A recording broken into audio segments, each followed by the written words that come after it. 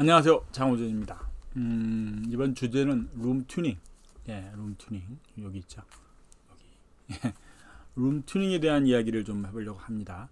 이제 룸 튜닝을 본격적으로 하는 사람들도 많아요. 그러니까 이제 시스템 튜닝. 그래서 공간에다가 스피커 시스템을 설치를 해놓고 그다음에 이제 그 스피커 시스템에서 나오는 소리가 실제 우리 듣는 사람들의 귀에 그대로 가능하면 최대한 가깝게 전달될 수 있게끔. 이게 왜 그러냐면은 스피커에서 나온 소리가 실제 공간에 의해서 많이 변하니까, 공간의 기본적인 구조나 공간에서 만들어지는 여러 가지 뭐 플러스 요인과 마이너스 요인들이 다 더해진 공간감이라든지 울림 뭐 이런 것들도 있으니까, 그 다음에 스피커를 설치하는 방법에 의해서 또 원래 생각하는 소리가 안 나오는 경우도 있고 다른 소리가 나오는 경우도 있고, 그래서 이제 그런 부분들을 이제 룸 튜닝이라고 하는 작업을 통해서 많이 정리를 합니다. 그래서 이 방법이, 그러니까 룸 튜닝이라는 작업이 반드시 필요한 작업이기는 해요.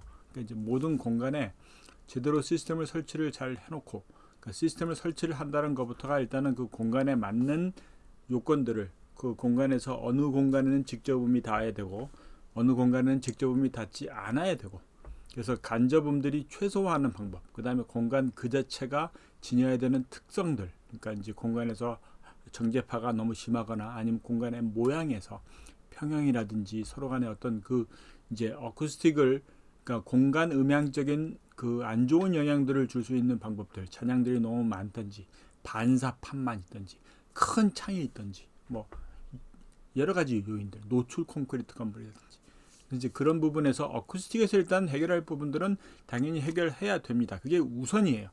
그러니까 룸 튜닝에서 뭔가를 완벽하게 만들어낸다라는 건 그거는 불가능하다고 생각을 하시는 게 깔끔해요. 그리고 일단은 룸 튜닝에서, 그러니까 그 어쿠스틱 공간을 어떻게 잘 이 트리트먼트라고 영어로는 말하는데 잘 처리를 하느냐, 잘 관리를 해놓느냐. 그래서 공간에서 그냥 음향 시스템을 사용하지 않고 말을 했을 때 직접음과 이 간접음 간의 비율 같은 것도 고려를 해야 돼요. 그래서 이제 그거를 건축 음향적으로는 몇 가지 용어로 이제 몇 가지 그 기준에 의해서 공간을 이제 많이 이야기를 합니다. 근데 뭐 어렵게 갈 필요는 없는 거고, 일단은 공간 가운데에서 원하는 소리가 안 나오게 만들어 놓으면 돼요. 그러니까 이제 반사들, 벽에 대한 반사라든지 윗, 아래, 뭐 뒤에, 뒷벽, 뭐 다. 그러니까 이제 공간에서 적절한 음향 조건이 나올 수 있는 공간. 흡음만 완벽하게 된다고 그게 좋은 공간은 또 아닙니다. 그러니까 이제 적절한, 우리가 실제 사람이 자연스럽게 활동할 수 있는, 지금 이 공간이 이 컨트롤 룸이 대략 평균적으로 리보 타임이라고 말할 수 있는 게 1초 후반대부터 2초 초반대, 그러니까 주파수 대역들마다 틀려요. 그러니까 일정한 잔향이 있다라는 거예요. 이게 물론 이제 그게 일반적인 이 크기의 공간에서 이 어쿠스틱 트리트먼트라는 것을 안 해놓은 공간에서 제가 이 정도 거리, 마이크가 지금 여기 저 앞에서 한 뭐 60cm에 있는데 이 마이크, 예. 그래서 이 정도에서 여러분이 실제로 뭐 어디 유튜브 다른 채널에서 녹음하는 걸 들어보면은 막 반사가 많아요, 그 공간에서. 근데 이제 지금 제 목소리는 뭐 노이즈 게이트 이런 것들은 전혀 사용 안 했습니다. 그냥 이 마이크에서 들어가는 소리가 직접 가는 거예요. 그러니까 공간 튜닝이라는 게 일단 우선적으로 중요하다는 얘기예요. 그래서 그 룸 튜닝은 우리가 뭐 REW나 뭐 스마트나 이런 아날라이저를 해서 뭐 핑크 노이즈 쏘고 막 아니면 뭐 사인파를 뭐 수입해서 하는 것도 중요하지만, 일단은 우선적으로는 공간이 중요하다라는 거예요. 공간에서 불필요한 소리들이 덜 만들어질 수 있게끔, 만들어진 소리가 적절하게 청중들, 관객들 귀에 들어갈 수 있게끔 그 작업이 우선돼야 돼요. 그게 튜닝에서 1번 요건입니다.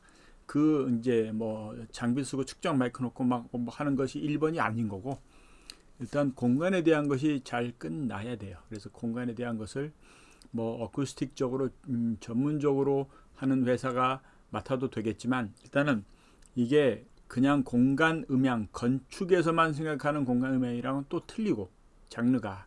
왜냐하면 우리는 또 실제적으로 이 전기에 의해서 전자에 의해서 증폭된 시스템, 음향 시스템을 통해서 나온 소리가 또 그 공간에 어떻게 영향을 줄지도 고려를 해야 되는 거거든요. 교회라든지 공연장이라든지 아니면 뭐 스테디움 같은 데서도 큰 공연을 한다 그러면 일단 그 공간에 대한 부분들을 지금 이 확성되는 소리가 어떻게 영향을 줄지를 잘 고려를 해서 이제 셋업을 해야 된다는 얘기예요. 그래서 하여간에 어쿠스틱을 일단 다 우선적으로 해야 돼요.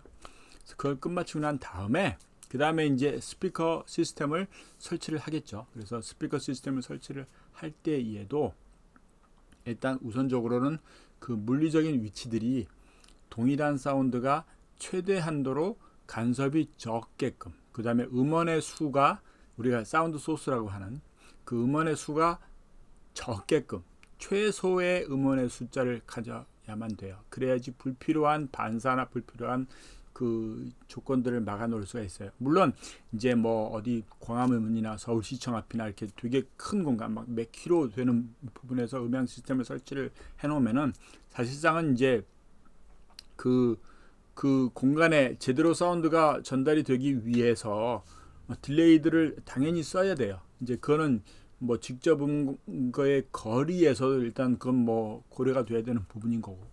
하여간 그런 위치에 의해서 공간적인 것들을 고려를 해서 이제 최소 숫자의 스피커 시스템을 통해서 최대한도로 객석들이나 이 청중 직접음들이 닿아야 할 공간들을 잘 채울 수 있도록 일단 우선적으로 하시는 거예요. 그래서 그걸 해놓고 난 다음에 이제 튜닝이라는 우리 실제적으로 이제 많은 사람들이 뭐 공부를 하고 많은 사람들이 강의를 하고 얘기를 하는 튜닝 작업이 벌어지겠죠. 그래서 이제 그걸 각자 뭐 여러 가지 방법으로 이제 많이 해요. 그래서 핑크 노이즈를 쏴서 그걸 아날라이즈 분석을 하는 경우도 있고. 근데 저는 개인적으로는 핑크 노이즈는 잘 사용 안 합니다. 그러니까 핑크 노이즈는 뒤에 그냥 확인용으로 쓰는 경우가 있고, 저는 기본적으로 사인 파형을 이제 사용을 해요. 수입을 한다고 말하죠. 20Hz부터 2만까지 이렇게 그게 동일한 크기로 출력을 하게 해놓고, 그래서 그 이제 스피커 시스템을 통해서 나온 것을 우리가 측정을 해보면, 그래서 음압을 이거를 이제 그 각 주파수 대역대마다 몇 dB인지, 그래서 그게 기준에 비해서 얼마인지를 분석해 보면 이 공간에 대한 아날라이징이 돼요. 그래서 이 공간에서 저음이 얼만큼 더 크게 나올지 적게 나올지가 분석이 되는 거거든요. 그럼 이제 그거를 이제 우리가 이퀄라이저에서 그거를 보정을 해요. 그래서 우리가 필요한 대역인데 너무 많이 반사가 된다. 그럼 그걸 줄이고, 너무 적게 나온다. 그럼 약간 키워주고. 그래서 그걸 일단 그 그래프상에서 가급적이면 평평하게, 그러니까 왜곡이 크지 않게끔, 그걸 완벽하게 평평하게 해놓는다고 답이 나오지는 않아요. 일단은 그 왜곡되는 부분들을 줄여 놓는 것이 목적인 거고, 뭐 물론 결론적으로는 이제 평평하게 되게끔 가겠죠. 그래서 이제 그렇게 만들어 놓은 다음에 그거를 그 공간에서 실제 여러분들이 귀에 익은 레퍼런스 음악들을 켜놓고, 그래서 그게 우리가 익은 소리로 나오는지, 우리가 이제 알고 있는 사운드로 나오는지 안 나오는지를 확인해야 되겠죠. 그런 작업들이 이제 포괄적으로 적용된 것이 이제 룸 튜닝이라는 작업인 거예요. 그러니까 말씀드린 대로 일단은 어쿠스틱을 정리를 하시고, 어쿠스틱을 정리를 안 한 상황에서 그냥 뭐 아날라이저 돌려가지고 핑크 노이즈 쏘고 해서 그 튜닝하는 건 그렇게 의미가 크지는 않아요. 도움은 되겠지만 일단은 공간을 해결을 하는 것이 원칙이라는 거예요. 그래서 그 방법을 통해서 이제 접근하시는 게 좋습니다. 그래서 뭐 REW, 그러니까 룸 이퀄라이저 위저드라는 게 있어요.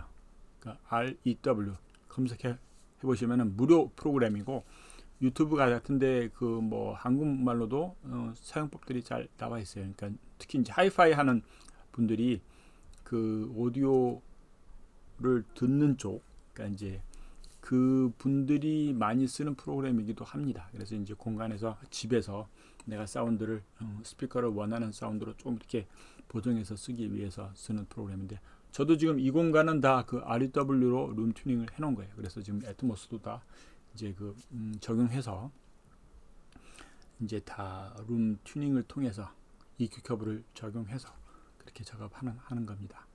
이제 한 가지 염려스러운 부분은 그거예요. 이게 튜닝 부분이 중요한 부분인 건 맞아요. 근데 룸 튜닝 부분에 집중을 다 해놓고 실제 우리가 사운드를 만들어내는 부분에서 사운드를 못 만들어낸다면 그게 더 문제가 될 수 있다는 거예요. 그러니까 실제 믹싱 엔지니어, 라이브 엔지니어, 사운드 엔지니어라면은 일단은 믹싱이 골입니다. 웬만큼 사운드를 잘 만들어낼 수가 있어야 돼요. 네. 그래야지 룸 튜닝을 엄청나게 한 보람도 있는 거고. 그게 룸 튜닝을 완벽하게 해놨는데 막 믹싱이 안 돼서 사운드가 막 엉망이라면은 어렵잖아요. 이게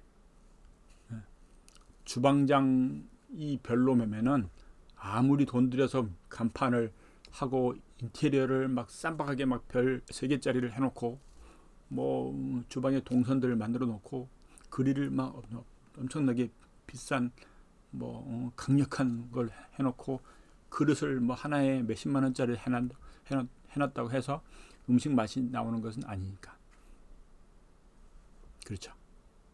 장호준입니다. 구독하시고 많이 알려주시고 알림 켜놓으시고 감사합니다. 바이.